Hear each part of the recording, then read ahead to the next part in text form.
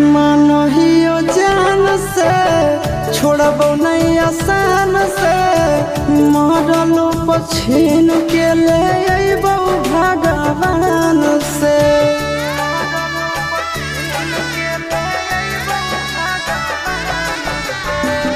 मानहियो जान से छोड़बो नहीं आसान से मरलो पछीन के ले अइबो भगवान से।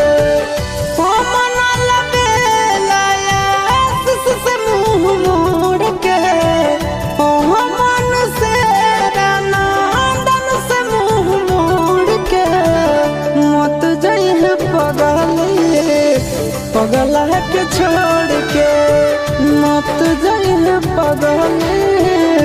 पगला के छोड़ के।